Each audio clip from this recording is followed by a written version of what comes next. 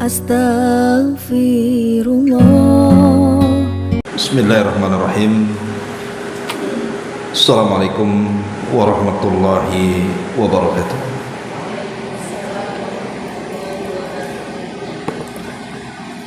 Bihamdillah wassalatu wassalamu ala rasulillah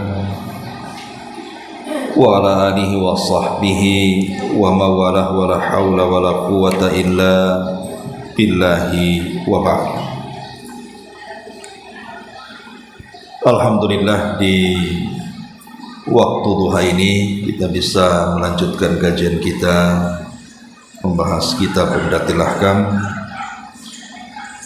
dan kita masuk pada hadis ke-51 dalam bab waktu salat.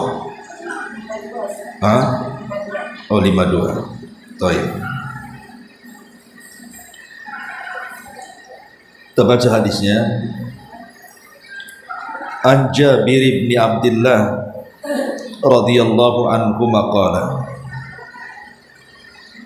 kana an-nabiy sallallahu alaihi wasallam yusalli adh-dhuhra bil hajirati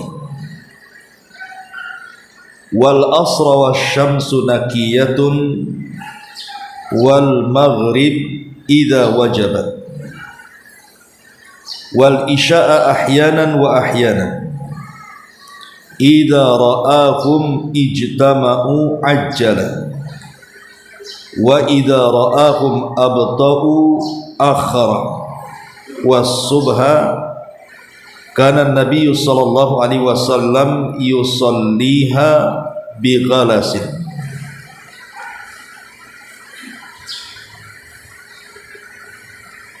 Dari Jabir bin Abdullah radhiyallahu an, beliau berkata, Nabi sallallahu alaihi wasallam bersabda, atau Nabi sallallahu alaihi wasallam mengerjakan salat duhur di tengah hari yang sangat terik. Adapun salat asar ketika matahari masih cukup cerah. Adapun salat maghrib ketika matahari tenggelam, dan mengerjakan salat isya dengan tidak menentu waktunya. Jika beliau melihat orang-orang telah berkumpul, maka beliau menyegerakan isya. Namun jika beliau melihat mereka telat atau terlambat, maka beliau mengakhirkan isya. Sedangkan salat subuh Nabi sallallahu alaihi wasallam mengerjakannya ketika keadaan masih gelap.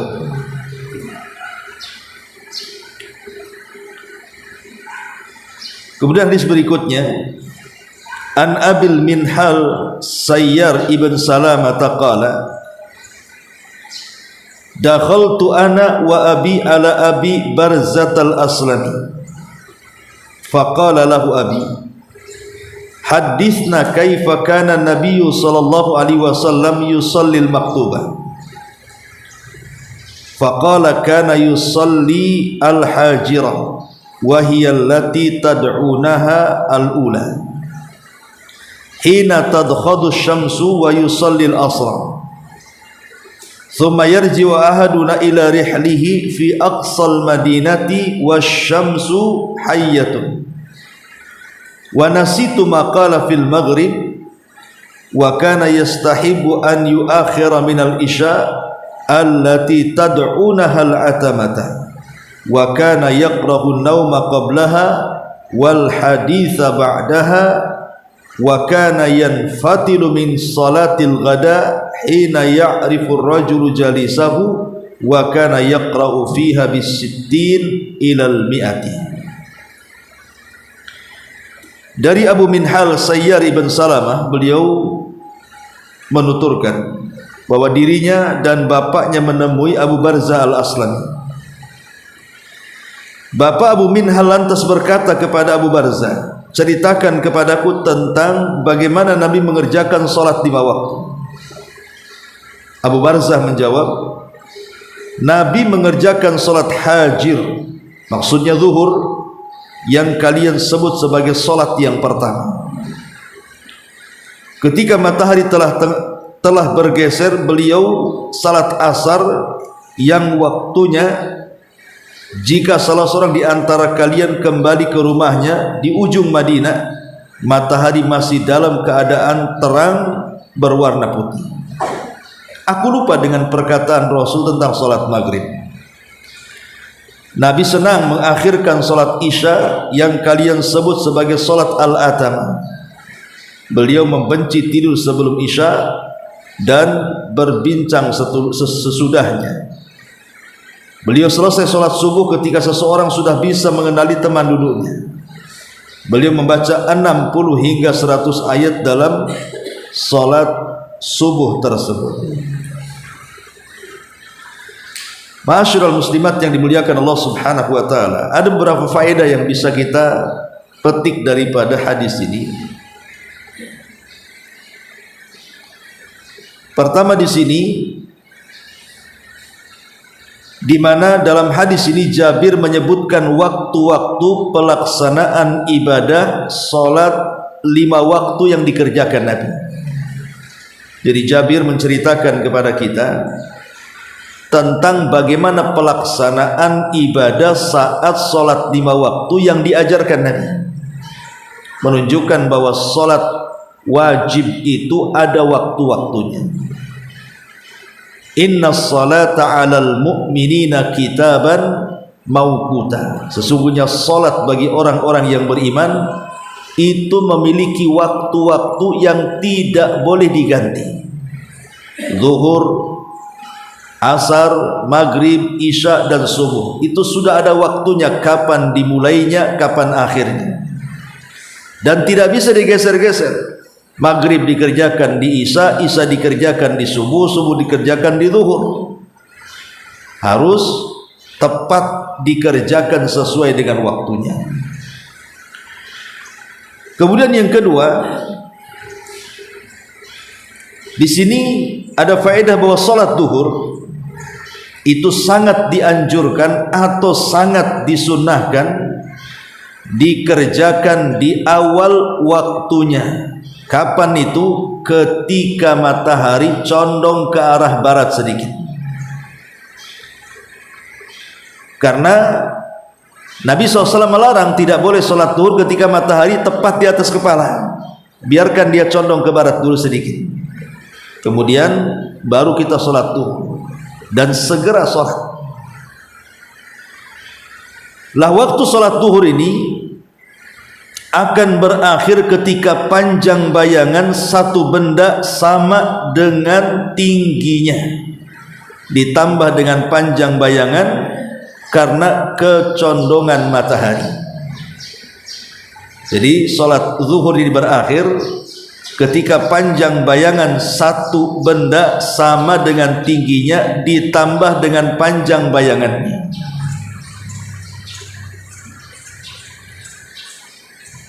Artinya itu sudah selesai waktu asar. Tapi alhamdulillah sekarang kan pemerintah memudahkan, tidak perlu kita ini meletakkan satu tiang supaya dikira-kira bayangannya, karena semua sudah dipermudah oleh pemerintah dan meletakkan kapan zuhur, kapan asar. Kemudian saat kondisi cuaca yang panas, maka disunnahkan menunda pelaksanaan sholat zuhur. Jadi kalau memang di musim panas kayak di Saudi, Yaman atau negara-negara Timur Tengah itu kan kalau panas kan beda dengan kita di sini Bu ya. Jadi panas jenisnya ekstrim gitu ya, sampai membakar kulit. Sehingga ditekankan kalau memang di musim panas yang ekstrim sebaiknya boleh menunda pelaksanaan sholat zuhur hingga suhunya sedikit meredah. Karena ada hadis yang mengatakan panasnya di waktu zuhur itu salah satu adalah min fai'i jahannam, dari panas jahanam yang melesat ke bumi. Tapi kalau dalam kondisi tidak panas gitu ya, ya ngikutin waktu saja, tergelincir matahari, sholat dan itu.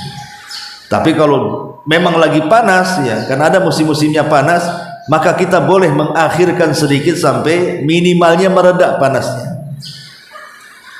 Kemudian salat asar disunahkan dikerjakan di awal waktu.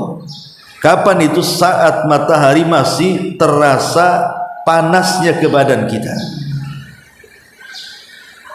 Adapun salat maghrib juga disunahkan dikerjakan di awal. Kenapa? Karena sabda Nabi SAW di sini, wal maghrib idza wajabat. Dan ini juga ada isyarat bahwa salat maghrib itu tepat waktu, berbeda dengan asar. Kalau asar tidak mesti tepat waktu. Isya ya, bukan asar, isya. Berbeda dengan isya. Kalau isya itu tidak mesti tepat waktu, karena Nabi SAW juga melihat jamaah. Jadi kalau dia ke masjid kok jamaahnya agak lambat, maka Rasul akan melakukan sholat isya itu tengah malam. Tapi kalau melihat jamaahnya sudah kumpul, maka Rasul SAW akan menyegerakan. Makanya kalau seandainya seseorang kemudian telat mendapatkan sholat jamaah isya, anggaplah makanya ada tamu, kita kedatangan tamu, kita boleh kemudian mengakhirkan isya kalau ada tamu gitu. Tetapi kalau bisa jangan sampai jamaah lewat, keutamaan berjamaah sholat isya lewat, dan jangan sampai keutamaan waktu juga lewat. Artinya kalau memang kita sudah lewat sholat isya gitu ya, karena ada tamu, maka lakukanlah sholat isya itu di pertengahannya supaya mendapatkan keutamaan waktu, gitu maksudnya. Nah, ini juga diantara faedah daripada hadis ini. Adapun subuh disunahkan dilaksanakan pada saat masih gelap gulita, dan ini sudah kita bahas kemarin tentang apa itu makna golas. Ma'asyiral muslimat yang dimuliakan Allah Subhanahu wa taala. Kemudian hadis Abi Minhal nanti kita akan jabarkan sedikit. Hadis daripada Abu Minhal, ada beberapa faedah yang disebutkan para ulama. Pertama, ta'addub as-saghir ma'al kabir. Kita diajarkan orang kecil itu punya akhlak kepada orang besar. Karena di sini dari Abul Minhal Sayyar ibn Salamah, dia berkata, aku bersama ayahku pernah masuk menemui Abu Barzah al-Aslami. Lalu ayahku bertanya kepadanya. Ini menunjukkan apa? Adab. Adab orang kecil menghadap orang besar. Ya, ada adabnya di situ. Baik umpamanya secara umur ataupun mungkin secara pangkat gitu ya. Kita hormati, hanya sebatas menghormati. Kemudian yang kedua, musara'atul mas'ul bil jawab idza kana arifan bihi. Dianjurkan kalau seandainya kita ditanya dan kita tahu dengan jawabannya, jangan diam saja, segera dijawab. Sudah tahu jawabannya, main-main besok kan gitu, nggak bisa ya. Jangan seperti itu. Kalau kita tahu jawabannya, kita jawab. Itu sunnah hukumnya. Kemudian yang ketiga, hirsus salaf ala ma'rifati sunnah min ajli ittiba'iha.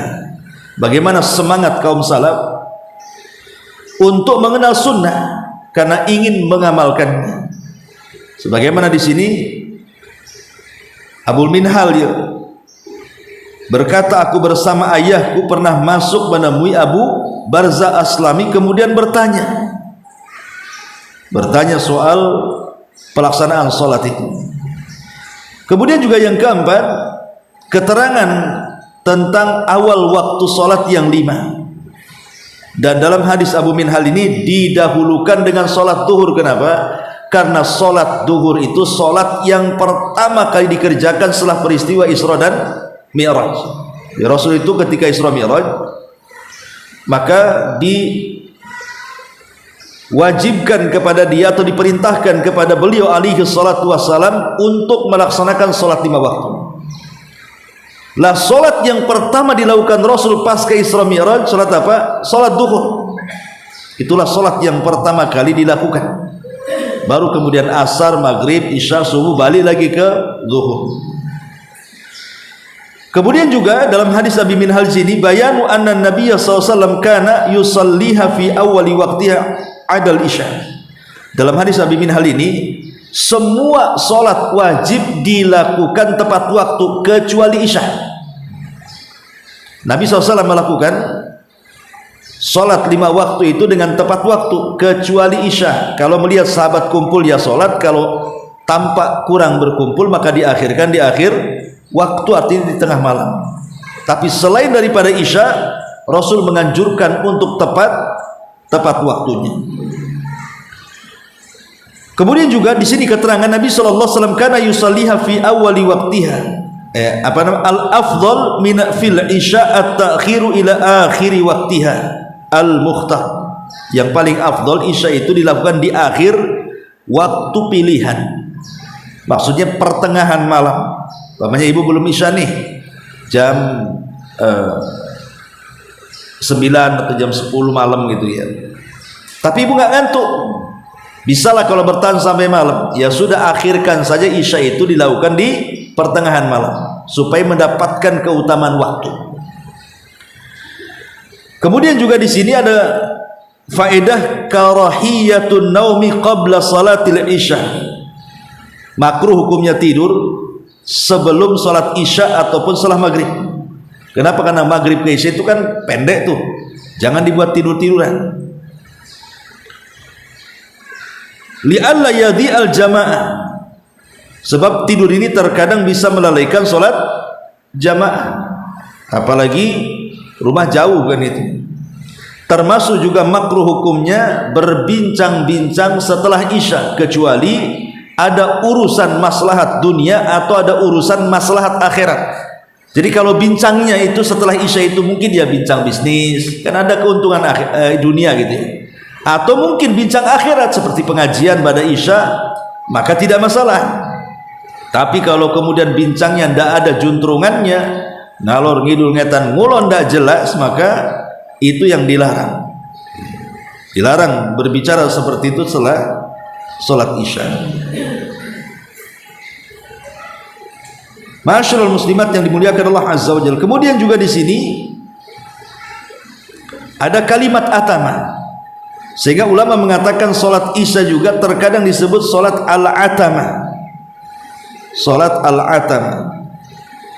Dan yang terakhir keutamaan ataupun faedah hadis ini adalah fadilatut tatwilil qiraati fi salati subhi. Disunahkan dipanjangkan bacaan ketika seseorang menjadi imam atau menjadi makmum di salat subuh. Karena di antara 5 waktu salat itu yang dianjurkan dipanjangkan bacaan ayatnya adalah salat subuh. Kenapa? Karena di situ disaksikan para malaikat. Inilah di antara faedah dari 2 hadis ini. Baik, kita kembangkan. Ma'asyiral muslimat yang dimuliakan Allah Subhanahu wa taala. Salat 5 waktu ini memiliki banyak keutamaan dan keistimewaan, masing-masingnya tersendiri-sendiri. Maksudnya maghrib ini keutamaannya, kemudian isya itu keutamaannya, kemudian subuh ada lagi keutamaannya, kemudian zuhur ada lagi keutamaannya, dan begitu juga asar. Lalu apa saja keutamaan-keutamaan yang Allah anugerahkan kepada salat 5 waktu itu? Kita mulai dari salat zuhur dulu, karena memang salat yang pertama kali dilakukan Rasul pasca peristiwa spektakuler Isra dan Mi'raj. Ma'asyiral muslimat yang dimuliakan Allah Subhanahu wa taala. Adapun keutamaan salat zuhur, cukuplah melihat dari keutamaan salat sunnah qabliyahnya atau salat sunnah ba'diyahnya. Kalau kita sudah tahu bagaimana keutamaan salat qabliyah zuhur dan ba'diyah zuhur, maka disitulah kita akan mengenal bahwa salat zuhur itu sangat istimewa. Kalau sunnahnya saja sangat sedemikian istimewa, bagaimana pula yang wajibnya? Apa saja keutamaannya salat sunnah di waktu sebelum dan sesudah zuhur itu? Ma'asyiral muslimat yang dimuliakan Allah Subhanahu wa taala. Pertama,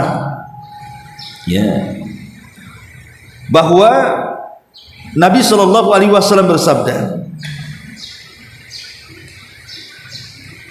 kata Nabi sallallahu alaihi wasallam, "Man shalla arba'an qabla dhuhri wa arba'an ba'daha lam tamassahu nar." Siapa yang menjaga salat 4 rakaat sebelum zuhur dan 4 rakaat setelah zuhur, maka tidak ada neraka yang akan menyentuhnya. Itu keutamaan salat sunnahnya saja. Ibu kalau umpamanya salat 4 rakaat sebelum zuhur, ya tentu 2 rakaat salam, 2 rakaat salam ya. Kemudian ibu salat zuhur, kemudian salat lagi 4 rakaat dengan 2 kali salam, maka ibu tidak akan disentuh api neraka. Lah kalau salat sunnahnya saja bisa menjauhkan seseorang dari sentuhan api neraka, tentu salat zuhur lebih hebat lagi karena kan hukumnya wajib. Kalau yang sunnah saja sedemikian hebatnya keutamaannya. Belum lagi keutamaan secara umum. Keutamaan secara umum tentang masalah salat gitu. Seperti salat bisa menghapus dosa, salat bisa mencegah perbuatan keji dan mungkar, dan begitu seterusnya. Ma'asyiral muslimat yang dimuliakan Allah Subhanahu wa taala. Adapun kemudian setelah zuhur ada salat asar. Ya, setelah zuhur itu ada salat asar. Adapun keutamaan salat asar ini besar sekali. Karena salat asar itu adalah salat penentu amalan kita diangkat atau tidak. Jadi salat asar itu menentukan kita, apakah kita akan diangkat amalan kita ataukah tidak diangkat. Karena pertemuan malaikat pencatat siang dan pagi dan juga petang itu dimulai dari subuh dan salat asar. Makanya orang-orang yang menjaga salat asar itu kata Rasul, man hafadha ala baradaini dakhalal jannah. Barang siapa yang berusaha untuk menjaga 2 barad, maksudnya 2 salat dingin, kemudian Nabi SAW mengatakan maka dia wajib masuk surga. Yang dimaksud baradaini di sini adalah zuhur dan juga asar. Kemudian juga di antara keutamaannya yang disebutkan para ulama tentang salat asar di sini, bahwa salat asar itu adalah salatul wusta, salat pertengahan. Salat pertengahan. Dan salat pertengahan maksudnya di sini adalah salat yang disebut dalam Al-Qur'an sebagai salat wusta. Kan ada ayat yang mengatakan hafidhu ala salawati was salatil wusta, jaga oleh kalian 5 waktu salat, terutama salat wusta. Sebagian ulama mengatakan yang dimaksud wusta di sini adalah salat asar. Jadi kalau ibu bisa menjaga salat asar dengan baik, maka salat-salat yang lainnya ibu bisa lebih jaga lagi. Karena itu penentu masalahnya. Salat asar itu menentukan ibadah-ibadah yang lainnya. Bahkan lebih daripada itu, penyebab terbesar kita mendapatkan nikmat Allah di sorga dengan mampunya kita atau diberikan kesempatan untuk memandang wajah Allah itu, salah satunya adalah orang yang menjaga salat asar. Jadi akan diberikan nikmat yang sangat besar melihat Allah Subhanahu wa ta'ala. Ma'asyiral muslimat yang dimuliakan Allah Subhanahu wa ta'ala, dan banyak lagi. Kemudian setelah asar ada maghrib. Ya. Lalu apa keutamaan daripada salat maghrib? Adapun bicara tentang salat maghrib ini kan memang waktunya itu sangat singkat, karena dia kan dekat dengan isya itu singkat. Makanya sebaiknya jangan sampai kemudian kita mengakhir-akhirkan waktu maghrib sehingga tanpa sadar masuk ke isya gitu ya. Lah disebutkan dalam sebuah riwayat, orang-orang yang bersegera melaksanakan salat maghrib dan tepat waktu itu akan mendapatkan keumuman keutamaan, di antaranya Nabi SAW mengatakan bara'atun minnar wa bara'atun minan nifaq, maka dia akan terhindar dari neraka dan akan terhindar dari perbuatan nifaq. Dan solat maghrib ini memiliki solat sunnah juga. Ada solat sunnah rawatib ba'diyah, ada solat sunnah nawafil qabliyahnya. Jadi qabliyah maghrib itu bukan rawatib, itu solat nafilah namanya ya. Bisa dilakukan, bisa ditinggalkan sesuai dengan kondisi. Tapi kalau setelah maghrib itu ada rawatibnya di situ. Ada rawatibnya 2 rakaat. Dan Nabi SAW dijelaskan saat beliau terhalang solat ini ya, solat asar tadi ya. Nabi mengatakan dalam hadis ini tentang solat maghrib adalah solat awal salati, pertama salat fa'alahan Nabi sallallahu alaihi wasallam, yang Nabi sallallahu alaihi wasallam lakukan ba'da al-Isra'i wal Mi'raj, setelah dia melaksanakan peristiwa Isra dan Mi'raj. Dan kebanyakan para ulama ketika bicara soal maghrib hendaklah disegerakan dan makruh diakhirkan.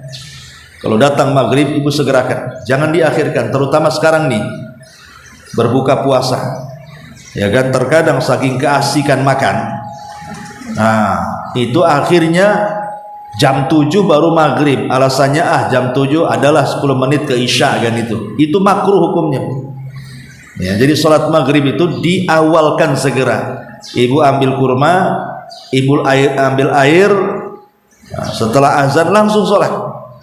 Nanti kalau mau makan agak banyak setelah sholat saja. Nah, ini juga hati-hati karena keasikan berbuka terkadang tidak sadar 20-30 menit lewat baru setelah mendekati isya baru kemudian terburu-buru sholatnya. Makanya kata para ulama di sini tentang sholat maghrib ini disunnahkan ta'jilu sholatil maghrib, disegerakan sholat maghrib, kemudian wakarihu ta'khiraha, dan sebagian ulama memakruhkan orang-orang yang suka mengakhirkan sholat maghrib. Dan ingat bahwa sholat maghrib ini dikategorikan, menyegerakan sholat maghrib ini dikategorikan bagian daripada fitrah, bagian daripada fitrahnya manusia. Nabi mengatakan la tazalu ummati alal fitrah, umat ini senantiasa masih berada di atas fitrah. Maksudnya di atas fitrah itu di atas keislaman, di atas akal sehat dan keislaman. Malam yuakhirul maghrib, selama mereka tidak mengakhirkan maghrib. Jadi sebaiknya jangan sampai sholat maghrib diakhir-akhirkan. Kemudian setelah maghrib ada namanya sholat isya, ada namanya sholat isya. Nabi mengatakan man hafadha ala hataini sholataini fi jama'atin arba'ina lailatan kutibat lahu bara'atun minnar wa bara'atun minan nifaq. Jadi barang siapa yang menjaga 2 salat, maksudnya isya dan subuh, dia jaga tuh 2 salat, itu isya dia jaga, subuh dia jaga, maka dia akan terlepas pertama dari api neraka dan yang kedua terlepas dari kemunafikan. Kemudian dalam riwayat yang lain Nabi SAW mengatakan laisa salatun athqala 'alal munafikin minal fajri wal isya. Tidak ada salat yang paling berat dilakukan orang-orang munafik melebihi salat fajar dan salat isya. Jadi orang munafik itu paling berat melaksanakan 2 salat ini. Makanya siapa yang menjaganya maka akan terhindar dari sifat kemunafikan. Dan bagi laki-laki sangat dianjurkan berjamaah karena ada hadis yang mengatakan Man shallal isya fi jama'atin faka'annama qama nisfal laili wa man shalla subha fi jama'atin faka'annama shalla laila kullah. Barang siapa yang salat isya berjamaah maka seolah-olah dia salat malam separuh malam. Barang siapa yang salat subuh berjamaah seolah-olah dia menghabiskan malam itu dengan salat malam. Dan ini keutamaan yang luar biasa. Ini salat isya. Kemudian yang selanjutnya adalah salat subuh, salat yang terakhir ya. Dan salat subuh jelas keutamaannya ya.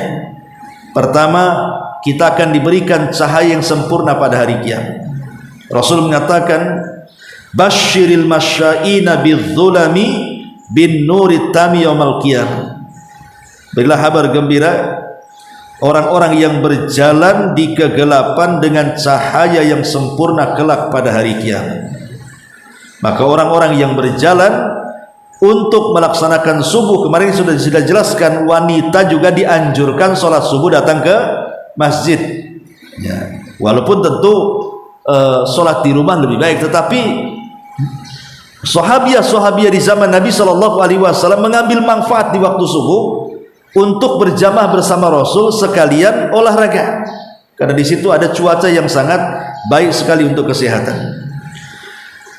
Kemudian juga sholat subuh ini disaksikan para malaikat, sama dengan sholat asar. Bahkan bacaan Quran di sholat subuh akan disaksikan para malaikat, karena Allah mengatakan inna Qur'anal fajri kana mashhuda, sesungguhnya bacaan di sholat subuh itu disaksikan para malaikat, sehingga satu-satunya sholat yang disunahkan dipanjangkan bacaannya adalah sholat subuh. Dari sholat 5 waktu itu, sholat subuh itu dianjurkan panjang. Rasul sekurang-kurangnya 100 ayat lebih yang dibaca ya. Kalau juz amma itu kan rata-rata 3 ayat 6 ayat gitu ya. Tapi Rasulullah SAW kalau sholat subuh itu sampai tidak kurang dari 100 ayat. Kenapa Rasulullah SAW menyunahkan memanjangkan bacaan dalam sholat subuh itu? Karena bacaan di sholat subuh itu disaksikan oleh para malaikat. Termasuk juga sebab kita akan memandang wajah Allah di sorga. Tadi sudah dijelaskan ada 2 sholat yang bisa menjadikan kita lebih banyak memandang wajah Allah. Pertama menjaga sholat asar, dan yang kedua membaca sholat subuh ya. Jadi betul-betul menjaga sholat subuh. Kemudian juga bahwa bangunnya kita di sholat subuh itu sebuah nikmat. Jadi kalau kita dibangunkan di sholat subuh itu sebuah nikmat yang luar biasa. Kenapa demikian? Karena kita bisa mematahkan ikatan-ikatan setan yang ada di tengkuk kita. Yang sering saya ceritakan hadis, siapa yang sholat di malam hari maka setan akan datang, kemudian mengikat di tengkuk kita sebelah kiri 3 ikatan sambil mengatakan tidurlah karena malam masih panjang. Kalau dia bangun maksudnya untuk subuh, kemudian berzikir hilang 1 ikatan. Kalau dia berwudu hilang 2 ikatan. Kalau dia subuh maka hilang 3 ikatan. Dan dia akan memiliki hati yang baik, dan dia memiliki tujuan hidup di hari itu. Tapi siapa yang tidak bangun subuh, apalagi lewat subuh, maka hatinya akan busuk dan banyak masalah menimpa yang dia sendiri tidak tahu masalah itu datang dari mana ya. Makanya kenapa kemudian sholat subuh itu luar biasa, sampai Anas bin Malik radhiyallahu anhu apabila diingatkan dengan satu peperangan dalam Islam namanya perang Tustar, itu menangis. Kenapa? Karena Anas ibn Malik itu tidak pernah meninggalkan subuh berjamaah dan selalu tepat waktu, kecuali di perang Tustar. Dia sholat subuh itu ketika terbit matahari. Alasannya kenapa? Karena benteng Tustar itu kan kuat tuh, sehingga tidak bisa ditembus oleh para sahabat, dan mereka harus menjebol benteng itu selama 1,5 tahun kurang lebih. Jadi kota itu dikepung oleh para sahabat, bentengnya tidak roboh-roboh, sudah setahun lebih. Bisa saja kekalahan kaum muslimin kan kalau kehabisan bekal. qadarullah, benteng itu roboh di saat masuk waktu subuh. Sehingga sahabat tidak mungkin menyia-nyiakan kesempatan kan gitu ya. Sudah setahun setengah mereka ngepung, ketika bentengnya roboh masuk pula waktu subuh. Nah, kalau mereka sholat dulu umpamanya, ya bisa saja kemudian musuh akan memperbaharui benteng lagi kan gitu. Karena ada kesempatan mereka pun masuk dalam pertempuran di saat waktu subuh, sampai ketika dimenangkan peperangan itu rupanya sudah terbit matahari. Lah sahabat belum sholat subuh. Nah, langsung mereka pun setelah menang terbit matahari meninggi satu tombak, maka mereka pun sholat subuh di luar waktunya. Itulah yang selalu ditangisi Anas bin Malik. Padahal sebenarnya melaksanakan sholat di luar waktu itu dibolehkan kalau ada uzur. Contoh mamanya Nabi pernah mengakhirkan sholat asar di waktu maghrib. Kenapa? Karena sibuk jaga parit kan dalam perang Ahzab itu. Jadi karena sibuk menjaga parit jangan sampai musuh masuk ke kota Madinah, akhirnya kemudian Rasul tanpa sadar waktu asar hilang, datang waktu maghrib dan Rasul belum sholat asar. Akhirnya Rasul pun sholat asar di waktu maghrib. Lah hukum sholat asar di waktu maghrib kan tidak sah karena sholat di luar waktu kan, tapi dalam kondisi-kondisi tertentu boleh ya. Buktinya Rasul pernah melaksanakan asar di waktu maghrib karena memang kondisinya sedang perang. Lah apa yang dilakukan Nabi itu kan persis dengan apa yang dilakukan Anas bin Malik tuh. Anas bin Malik pun melaksanakan subuh di luar waktunya karena kondisi terdesak ketika peperangan. Kalau tidak diserang maka mereka akan gagal. Akhirnya betul ijtihad para sahabat, mereka menyerang, akhirnya menang. Cuman masalahnya sholat subuhnya diakhirkan, bukan diakhirkan sampai habis waktunya, baru kemudian setelah terbit matahari mereka pun melaksanakan sholat subuh. Lah Anas bin Malik kalau diceritakan tentang perang Tustar itu menangis dan menangis, bukan karena kemenangan haru, tapi dia menangis karena dia tidak pernah meninggalkan sholat subuh tepat waktu kecuali di perang Tustar. Itu masalahnya ya. Inilah diantara syarah daripada dua hadis tentang mawaqitus shalah, waktu sholat. Wallahu alam. Kayaknya ada ngantuk sedikit nih, apa efek puasa ya, jadi kurang konsentrasi ya. Tapi sampai di sini kita buat tanya jawab saja, silakan.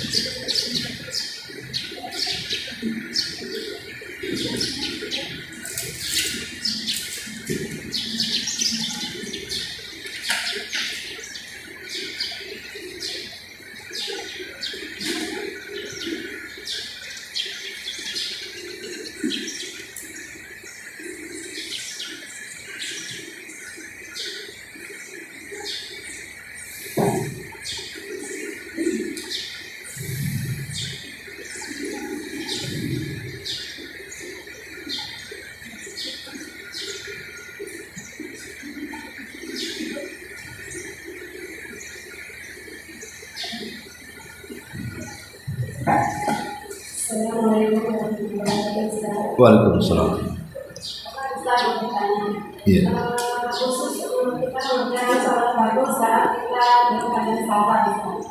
Dalam salat itu kita dalam kendaraan. Contoh misalnya kereta ya, kan hukum sholat itu kan berdiri ya, maksud ya. Karena kita harus berdiri ya, atau kalau kereta mungkin bisa. Kalau yang pesawat itu bagaimana bisa? Kita berdiri saat berdiri, kecuali sujud ya dalam keadaan itu ya. Iya. Ya alhamdulillah. Pada dasarnya sholat wajib di kendaraan itu tidak sah. Melaksanakan sholat wajib di kendaraan itu hukum asalnya tidak sah. Kenapa? Karena Rasul tidak pernah melaksanakan sholat di atas kendaraan. Maksudnya sholat wajib. Kalau sholat sunnah ya tidak masalah, mau di kendaraan, mau di luar kendaraan. Tapi khusus sholat wajib, Rasul turun. Kalau datang waktu sholat wajib, Rasul berada di atas kendaraan, langsung turun. Artinya Rasul tidak pernah sholat wajib di atas kendaraan. Hukum asalnya tidak boleh, bahkan tidak sah. Tetapi dalam kondisi-kondisi tertentu maka dibolehkan. dalam kondisi-kondisi darurat.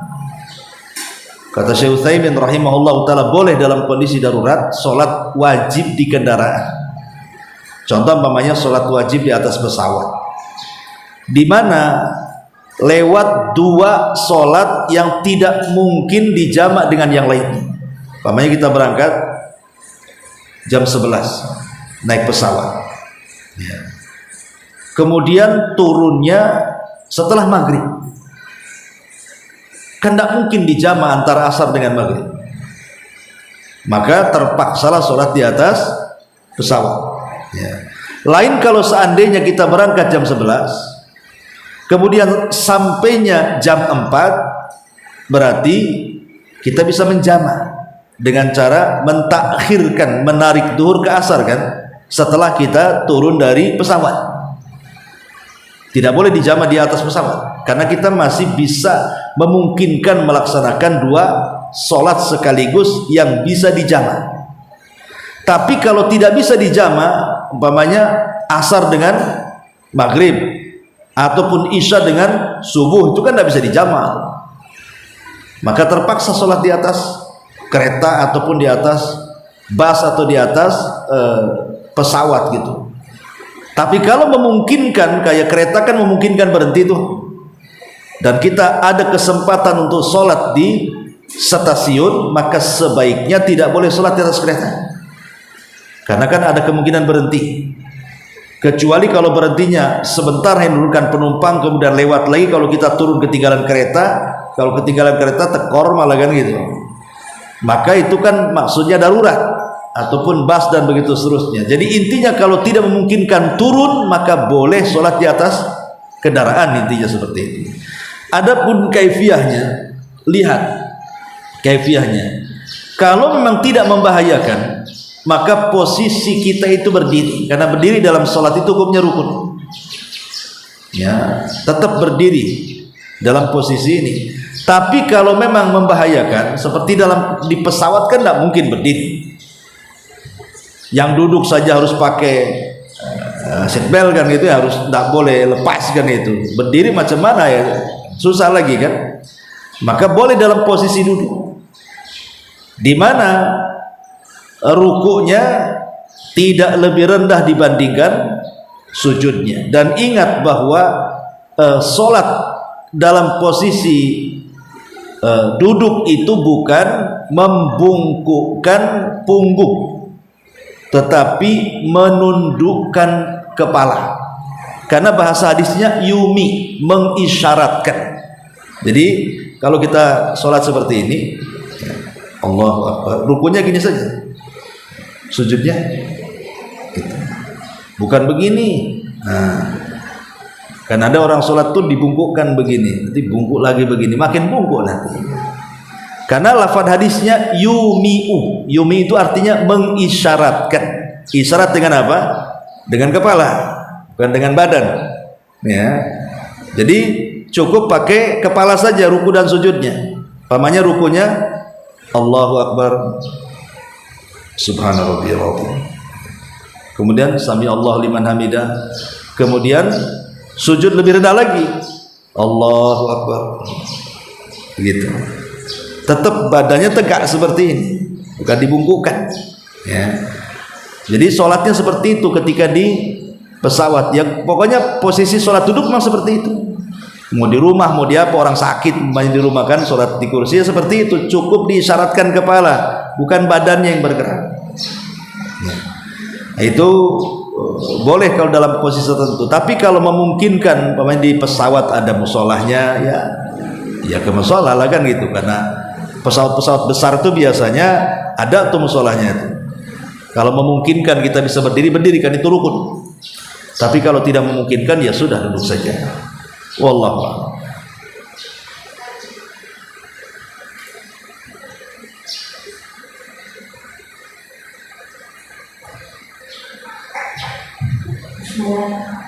Apa Ustaz mau bertanya tentang salat sunnah 4 rakaat sebelum zuhur dan sesudah zuhur. Ada sebagian ustaz yang mengatakan kalau dikerjakan 4 rakaat langsung sebelum dan dan sesudah.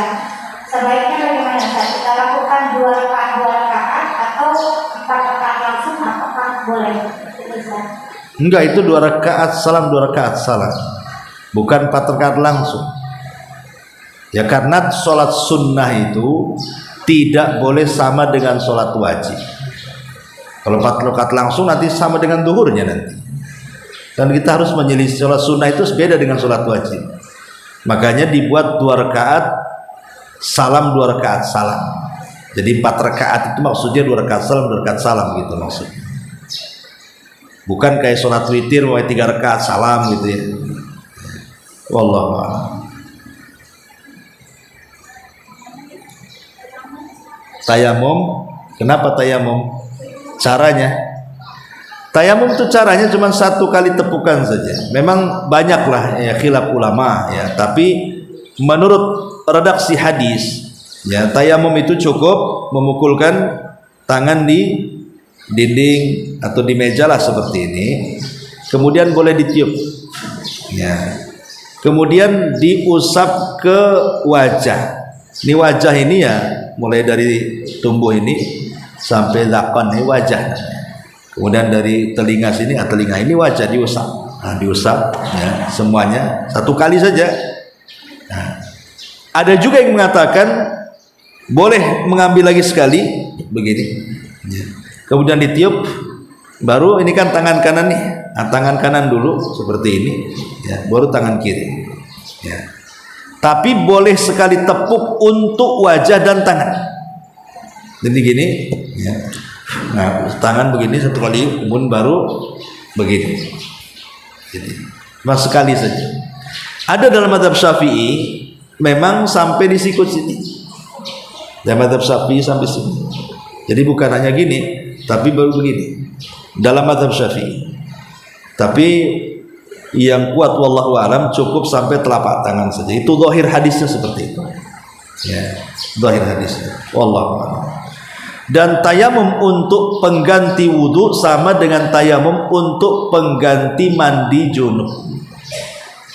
Umpamanya ibu melakukan hubungan suami istri malamnya dengan suami. Tahu-tahu pas subuh nggak ada air pula, kan gitu ya.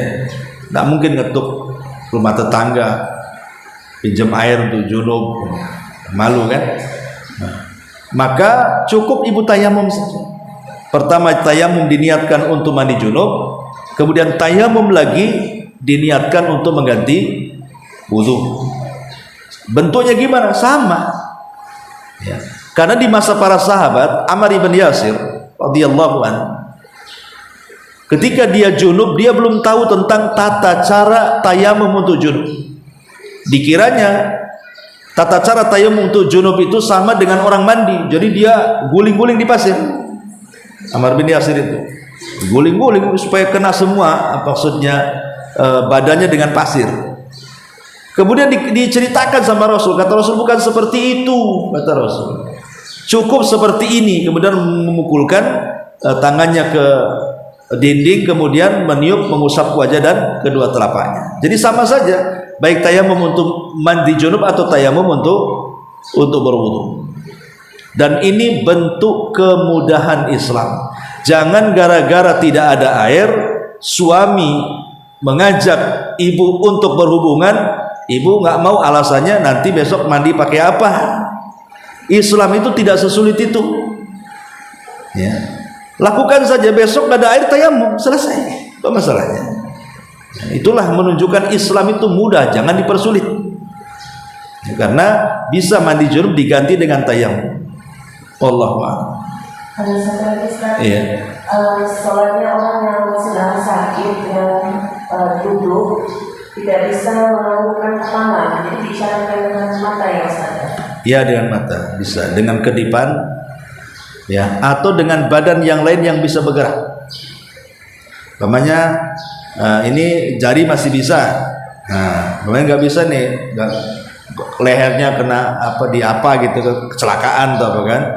Nah, kalau masih bisa badannya yang membungkukkan ya bungkuk, tapi kalau nggak sama sekali ya pakai tangan ya. Kalau nggak bisa ya pakai mata. Pokoknya Boleh semua anggota badan itu dijadikan alat untuk itu. Tapi kalau memungkinkan mengisyaratkan dengan apa namanya dengan kepala sesuai dengan redaksi hadis ya begitu caranya. Wallahu a'lam. Kita sampai di sini. Subhanallah bihamdika asyhadu an la ilaha illa anta astaghfiruka wa atubu ilaik. Allahu taala alam. Assalamualaikum warahmatullahi wabarakatuh. Nah ini kok ada pertanyaan nih.